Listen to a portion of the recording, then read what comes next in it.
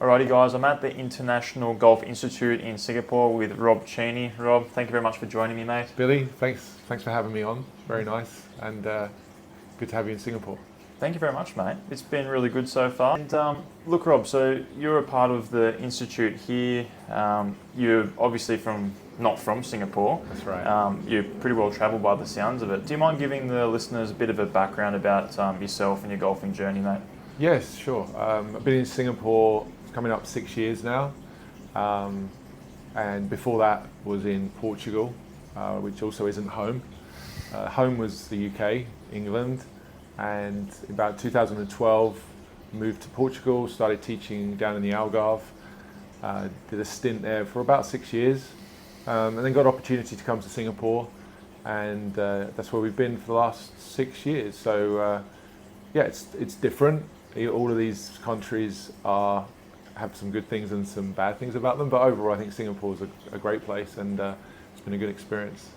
Lovely, mate. And what has made you go from UK to Portugal to Singapore to teach? I think I've always enjoyed traveling and just exploring the world anyway, and then sort of with the job there's an opportunity to move countries. It was always interesting to me to explore that option, not being stuck in the same place forever. And you know, you're off to the UK shortly. I know, like, the weather there's certainly not something that people I'd speak too positively about. So getting away from those cold, wet winters and being able to just enjoy a better climate, better lifestyle quality, that was always attractive. And if the job that I do allows me to do that, then it was great to be able to take advantage of those opportunities. Lovely. And let's talk about your golfing journey then, mate, from how you got into it, your junior career, and then to where you are now. So all the way back, and I was about 9 or 10 years old, I'd go to the driving range with my dad. He introduced me to golf. We went to the local municipal course in Stevenage, Hertfordshire, for anybody that's familiar with the geography in the UK. And I played a lot of sports as a kid, so I was kind of had my hands in all these different sports. Golf for me was fun.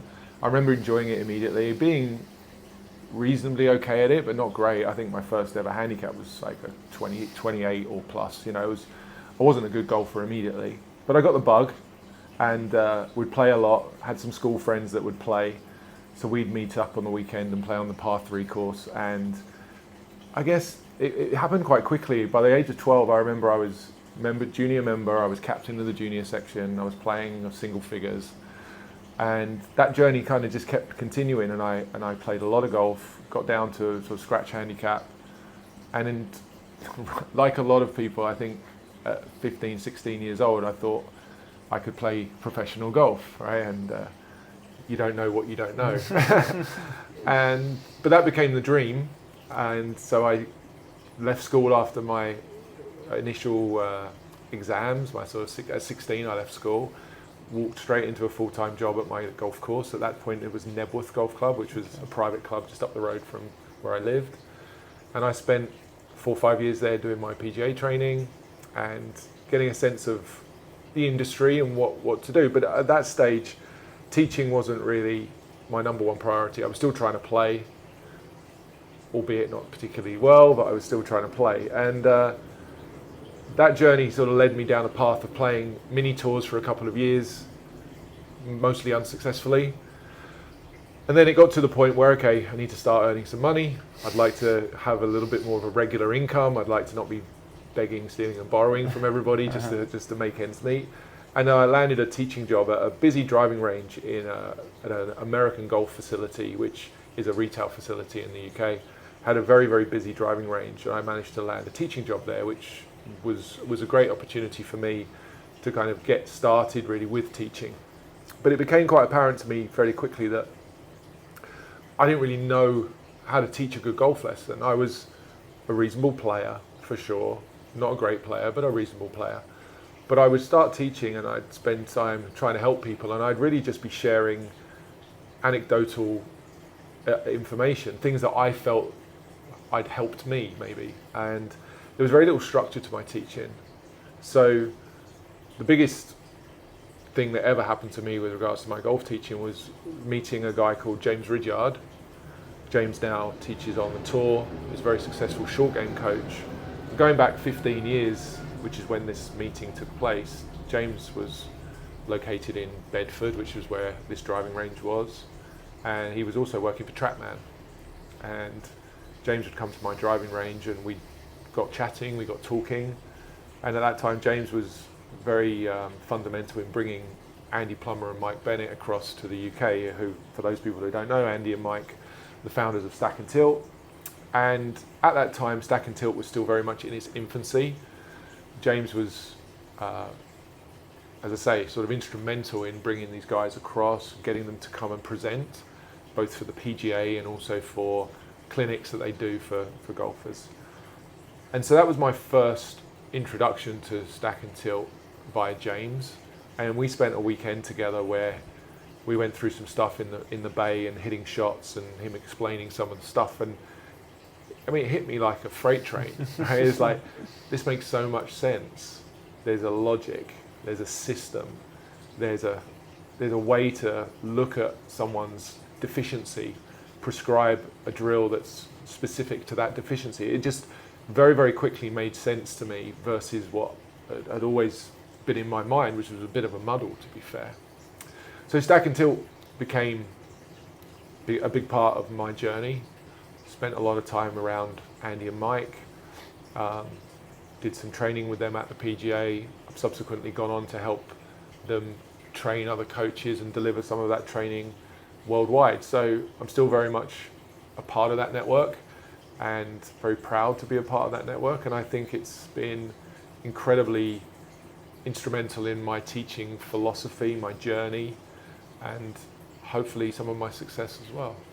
That's great, mate. And I guess from what it sounds like, you started teaching, and a lot of coaches do, and you just get thrown out into the deep end, and I guess it's sort of sink or swim. And it's good that you've found something that worked for you. And even if I think about what I do with my clients, it's very much like a system. There's the assessment, which we talk, we do some physical tests, then we start to write like a bit of a prescription of exercises in a program.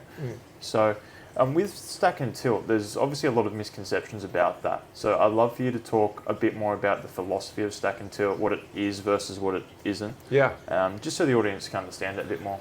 I think Stack and Tilt would describe itself as a system for playing golf, and it presents the fundamentals in a logical way as far as I'm concerned. I think it gives a clarity as to what people should work on first. So the first fundamental would be contact. What separates how can you measure golfers of different skill levels? Their argument was always, well, everyone's got a slightly different grip, or everyone has a slightly different ball position, posture. And without saying that those things aren't important, because they're clearly important, they're not universally fundamental. Not everyone does them exactly the same. If you stood on the driving range of a PGA or an LPGA Tour event, you'd see different grips, you'd see different postures, you'd see different shaft heights at setup. But what they'd all do is they'd control contact. They'd hit the ball first and the ground second. They would all have, the quality of contact would be very precise.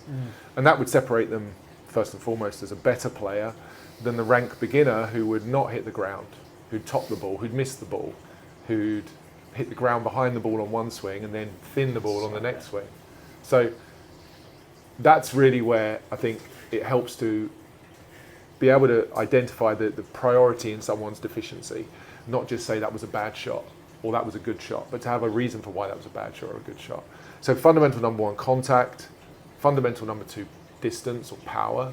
So being able to produce enough power to play the golf course in front of you, meaning you can't just control fundamental number one. You can't just have great contact and chip the ball 10 yards every time you hit it, because you can't play golf, right? So you've got to be able to lengthen out this swing and still have the geometry intact to be able to hit the ground after the ball, make good contact.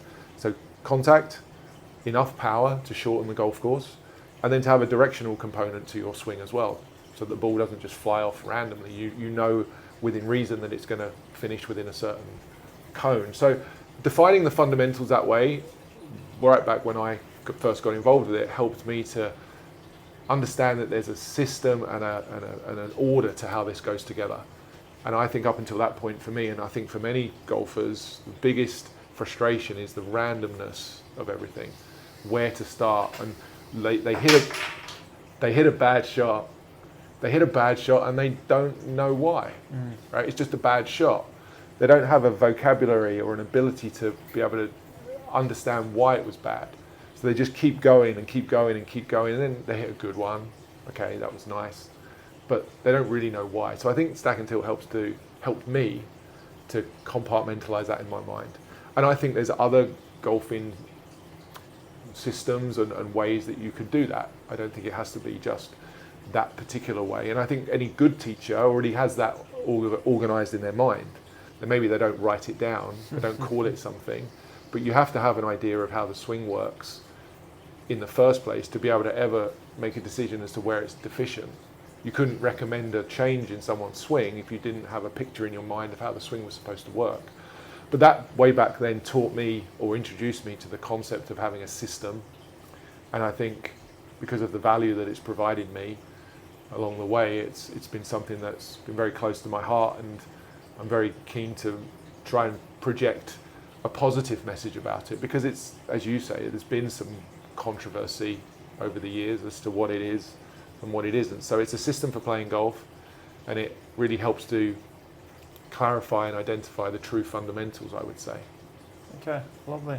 And there's a lot of stack and tilt coaches out there, and let's say now, after you've developed this system, you've learned a bit about stack and tilt, and obviously you've experienced it for a number of years now. What does a lesson look like for you now? Say if someone comes in, you haven't met them before, they book in and say, hey Rob, I'm here with this issue. Yeah. How does that all look for you? Yeah, I think it's almost one of the best things about having that system in my mind. It's that looks like, it looks the same whether I'm going to meet a tour player for the first time or a complete beginner. Trying to help with recognizing where that deficiency is based on those three fundamentals. So let's see someone hit some shots. Let's understand from their dialogue what they think's wrong, and then use the camera to identify really where the deficiencies are. Most amateur golfers are really deficient in contact first and foremost. They don't make good contact. They don't strike the ball consistently enough. So they may hit one or two good shots, but generally speaking, their strike is poor. And there'll be 2 or 3 key reasons that would typically happen. Location of the weight during the swing, the flexing or straightening of the arms typically would be a big reason. So relatively quickly, hopefully you can identify that and then pinpoint the problem and prescribe the right exercise and the right drill. And then show someone that if they do that well enough and they improve that skill, their ball striking should actually improve very, very quickly. It shouldn't take weeks and weeks and weeks to get better, hopefully. So that's what a typical lesson would look like. It's trying to use that system to identify the deficiency, show the player where that is, and then give them the drills and the practice they need to prescribe them that to take away and work on. Lovely. And you said that's one of the first components, contact, and then secondly is distance. So yeah. With distance, obviously we were chatting before about your philosophies behind that. Can you talk to the audience, I guess maybe tips to hit it further, and your general ideas around distance? Yeah, I think we did speak a little bit before. I think there's a bit of a distance craze out there in my mind, and I don't have any problem with people wanting to hit the ball further. I think it's nothing really more fun than smashing the ball a long way down the fairway. Agreed. So that's definitely fun, and it's also true to say that the further you hit the ball, your ceiling of how good a golfer you can be increases. So the best players hit the ball the furthest as well. So there is an advantage to learning to hitting the ball far. My, I guess, sort of slight caveat to that is doing so without completely ruining the geometry of the swing, whereby that first fundamental again becomes too deficient to be able to predict how far you can hit the ball. So when you think about distance, I don't necessarily think about the distance component purely in terms of maximum distance. I think about it in terms of predictable distance. Distance, there's a directional component to a golf shot, which is left and right, which most people are familiar with. There's a distance component as well in terms of a window within which you need to hit your shots. That's why you have 14 clubs, right, to hit the ball different distances. And the best players really control their distance. So whilst you need to be able to hit it far enough to play good golf, you really need to be able to hit it solidly enough to be able to hit the ball the right distance each time. It's no good if you've got this 100-mile-an-hour 8-iron swing that hits the ball 180 yards or 170 meters, once, and then the next swing, because you hit it off the toe or you top it, it goes 110. Yeah. So that's really my only concern with distance. And so I would always try to start with getting people to hit it in the center of the club face to produce the most efficient strike and therefore the best ball speed for the club speed that they have.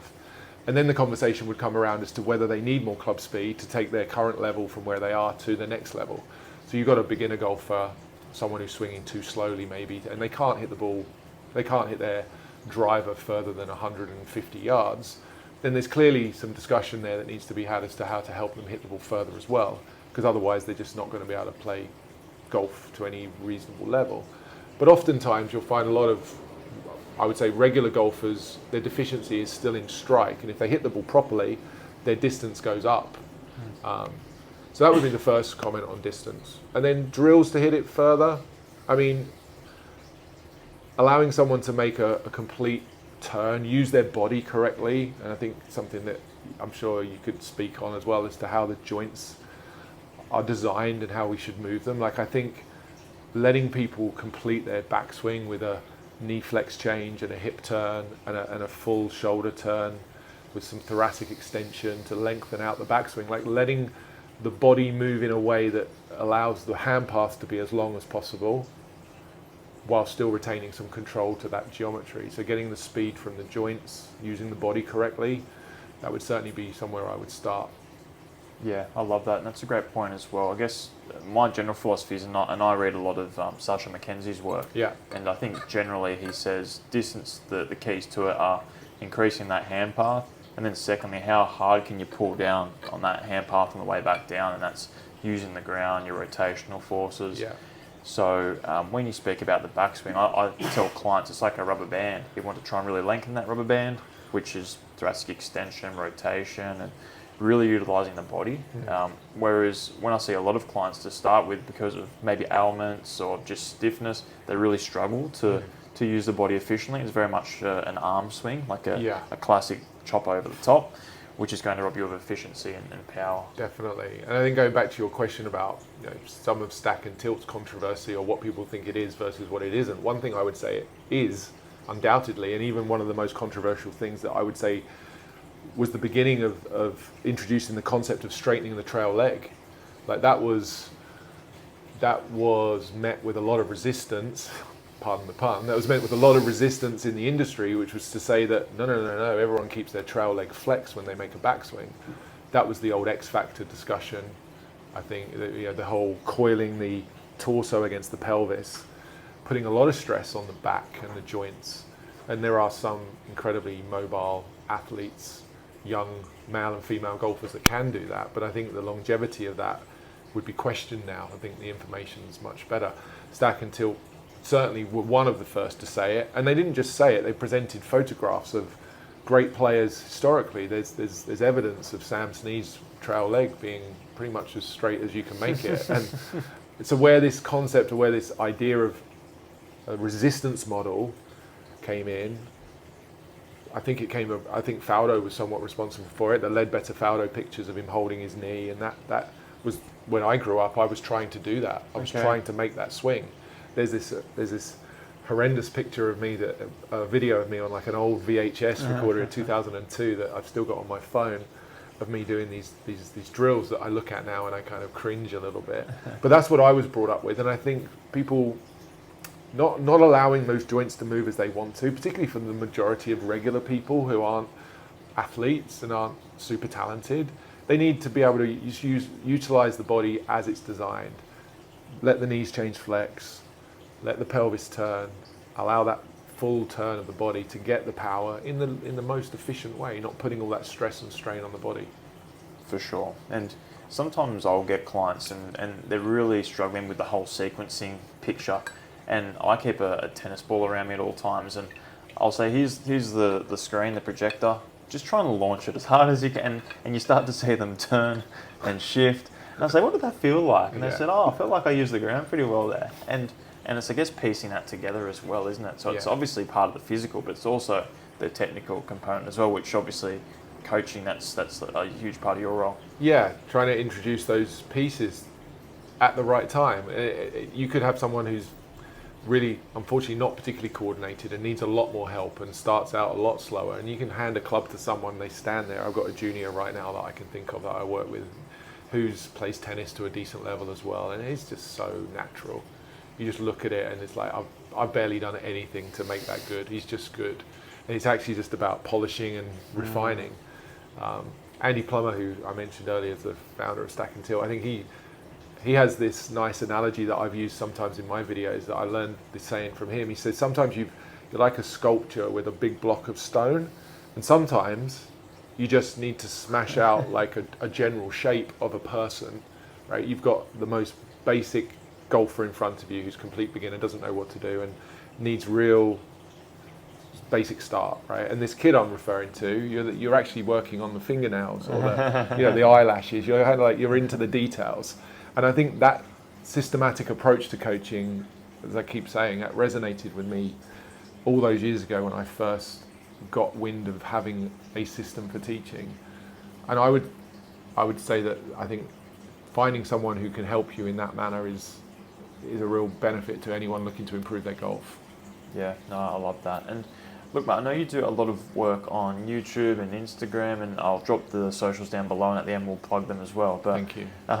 No worries. And I guess a lot of people now, it's so easy to get overwhelmed by the amount of stuff out there as you take a deep breath. Definitely.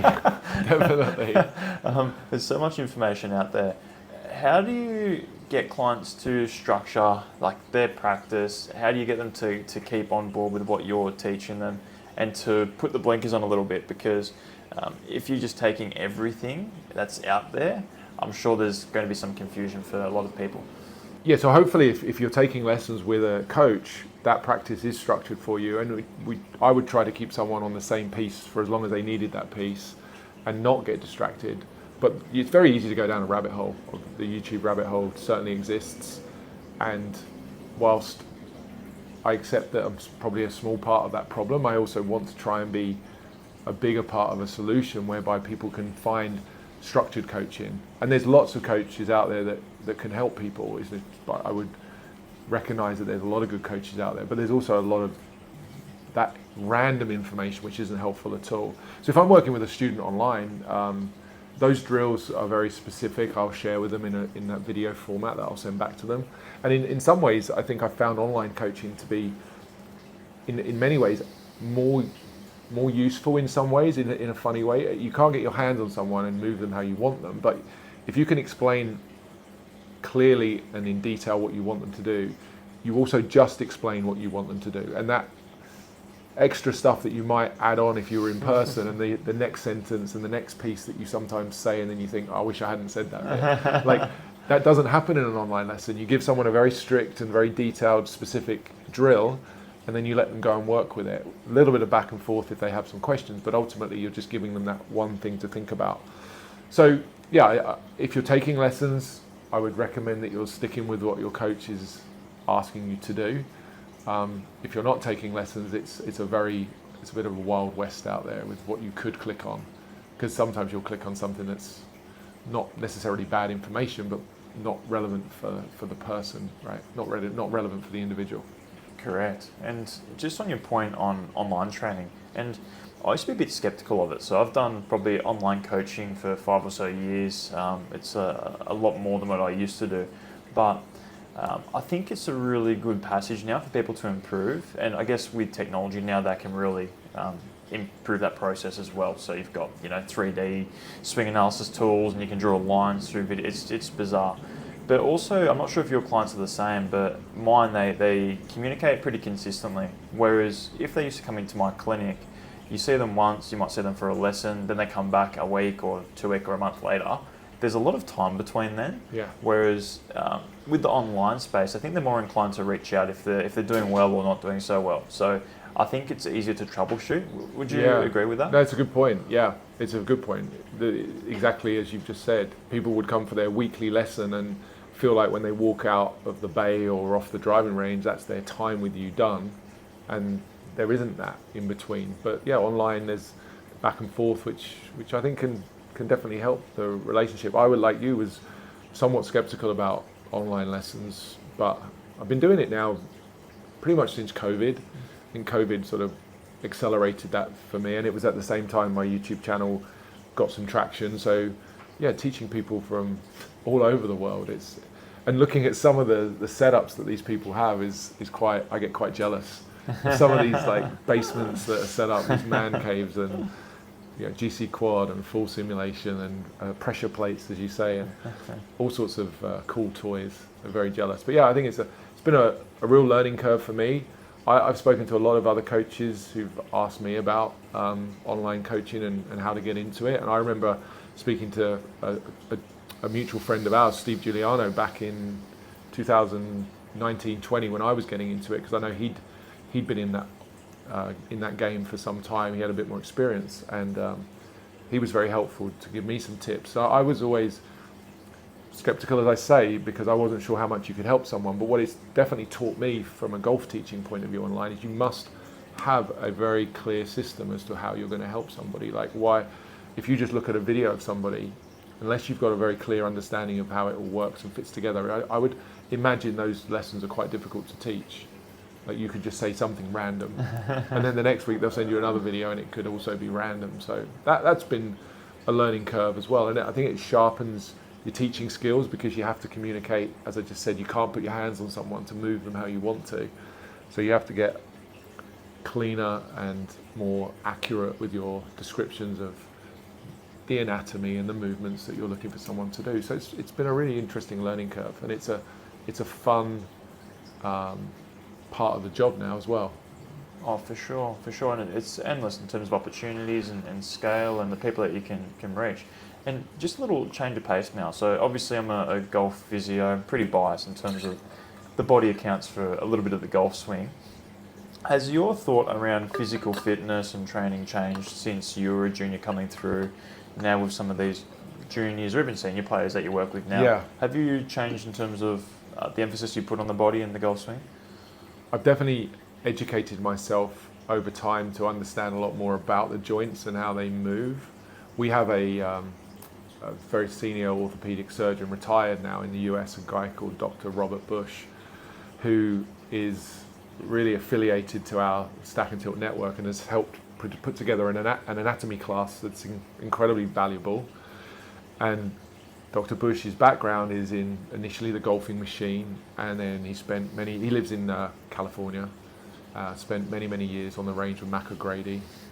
And the Mac O'Grady, Stack and Tilt, TGM sort of, you see a lot of similarities in that type of teaching. He's helped me to understand a lot more about the body and how the joints move, which has been, as I say, extremely valuable. I think I would say that golf fitness, it's a broad term, golf fitness. I don't, what does that mean? But fitness in general is a good thing, right? For our longevity and for our bodies and for injury prevention. I think where I was always a little resistant in golf fitness would have been to say that if you tell someone they've got to do an hour or two of training a week to improve their golf and then train their golf, most people don't have that time, or they don't have that desire. Like, they just want to hit the ball a bit better. They come to the range, get a bucket of balls, like, how can I do this? I think now with a better understanding of how the body works, I can apply a better instruction. I can give a better piece of information to somebody than previously. Maybe I wouldn't have done that. So I think it's very valuable. People who want to get very good at the game should be all in and spending their time on getting stronger and fitter, for sure. You see the best players in the world do it, but the majority of players, I don't know whether that is a realistic target. I don't know what you see. What's your experience? Yeah, I think it's going to be around the goals of the person, and certainly if someone wants to take their golf as far as they can, professional, or even in the amateur ranks, if they're really all in on being the best golfer possible, I think it's a no-brainer, and that comes from, like you said, the tour down. Yeah. They've all got their own trainers and physios and etc. The big thing I look at is longevity of the general golfer. So I see majority of clients between 30 to 65 years old, let's call it. A lot of them have back, hip, neck issues, and they want to play as long as possible. So it's largely a preventative thing now, and like you say, if people are just generally fit and strong, a lot of those injuries and niggles can be lowered and put to the side. So that's a big part of it. And in terms of the time consumption, like I'm very aware most people are busy now. So, yeah, you know, they're commuting to work or working big hours, maybe have a family. So I'm a big proponent of doing a few sessions a week, 30 minutes, maybe a bit of mobility before you play. Yeah. And I'm happy. And a lot of clients reach out to me and say, well, like, is it 5 days a week, an hour a session? I say, well, if you can, but no, it doesn't need to be, because something's better than nothing. And yeah, might be the same with a lesson. That's a good point. Something's better than nothing. And if you frame it, it's not just to improve their golf. In fact, the golf benefit could very well be secondary. Just improve your overall well-being. I mean, that's a message that I've certainly got better at understanding as I've got older. It's not always the easiest message to communicate to a younger person who doesn't wake up with ailments and aches and pains. But yeah, I think overall just looking after yourself, number one, is a good thing to do. And then number two, if you can tie that into a little bit of improvement in your golf as well, that's a benefit for everyone. 100%. And let's go back to, I guess, the first principle of stack and tilt. So obviously contact is such an important part of our golf game. Is there a couple of things clients can try today, or listeners can try today, that's going to improve their contact? Yeah, I mean, I would go as far just to sort of start sharing. There's a 10-word template with stack and tilt. I'm not sure if you're familiar with it. So it starts out very basic, and the first 2 words of the 10-word template is weight forward. So that speaks to the fact that golfers should have more weight on their lead foot when they hit the ball than their trail foot. So there'd be a favoritism towards their lead leg, because the weight being forward helps to move the low point of the swing forward. That would be the most basic thing to tell someone. So start out with more weight on your front foot. If you hit the ground behind the ball when you practice or play, if you top the ball or thin the ball, which is a very typical pattern for a lot of golfers, it's generally because your weight location at some point in the swing, but most likely at impact is off and wrong. So weight forward would be the first 2 words. And then I think maybe to add 2 more to that, I'd say arms straight. And generally speaking, that's the concept that the radius of the arc in good players is more stable and structured, particularly through the ball, as opposed to the poorest players where the elbows and the wrists flex more. And that would shorten the radius and typically cause some topping issues. So weight forward and arms straight, if you're looking for, I would say maybe the most basic 4 words of the 10-word template. The other 6 words, shoulder down, references the tilting. So you turn on a tilted angle. Hands in references the fact we play on a tilted angle and we swing our hands around us. So we're using some angular momentum to create power, not just speed, but actually using the fact that we play golf on an angle, so we swing the club around us. And then tucking the hips. Tuck hips is the last 2 words, which is speaking about the extension you'd see in a golfer's backswing, where the pelvis comes out of the forward bend, the spine comes out of the forward bend. But then in the follow through, the same thing. The thoracic spine would be an extension. The pelvis would be fairly neutral, the lumbar being quite neutral as well. But you get that extension in the follow through, which is different to the golfer who swings and stays in forward bend. So those are the 10 words. If I was going to pick 2, it would be weight forward. If I was going to pick 4, I'd give you arms straight, because that's controlling the contact, to your point and to your question about that's what better players tend to do. That's great, man. I've learned a lot during this conversation, and no, I think the listeners will as well, mate. I hope so. I think if you've had any, if you've heard that stack and tilt's bad for any reason, I mean, I do think that narrative is more, it is not as extreme as it used to be, and hopefully the videos that I'm making, and there's other content creators out there and other people on Instagram and stuff who are able to get their voice out there now. I think we're dispelling a lot of that, and I think it's fair to say in golf instruction, 10 years ago, the idea of a centered backswing pivot would have been considered not the norm. Like shifting off the ball was definitely the traditional thing, and I think you'd find it hard now to find any golf instructor, any decent golf instructor, who would tell you that shifting off the ball in the backswing is a good idea. So I think that paradigm has shifted over the years, whether it has to be called stack and tilt or not. In my world, it doesn't have to be called that at all. But recognizing that the components of a good swing, best golfer in the world right now, Scotty Scheffler's got his weight more forward at impact than anybody. His spine's extended in the backswing. I think we're getting better at recognizing what really happens, and good players are doing a lot of similar things. That's what I would say. And if you're paying attention, if you've got your eyes open, you can see this stuff, right? You can see this stuff. It's not hidden. No, it's not hidden. Success leaves clues, they say. There you go. That's a perfect thing to finish this. Thanks, Billy. I've enjoyed the time. No, likewise, Rob. And do you mind telling the audience where to find you and where they can reach out to you as well? Yeah, I'm on most of the social platforms. I think YouTube's probably where most people find me. My channel's Rob Cheney Golf. You can find me on there. Instagram, same handle, Rob Cheney Golf. And those are the two main places. And then if you're interested in looking at some online instruction, I'm on the Skillist app. So you can download Skillist, search for my profile, you see some lesson content that I've done there and some reviews. That's really where I do all of my online stuff. Perfect, guys. So go check out Rob's stuff. And again, mate, I really appreciate our time. Cheers. Thanks so much. Cheers.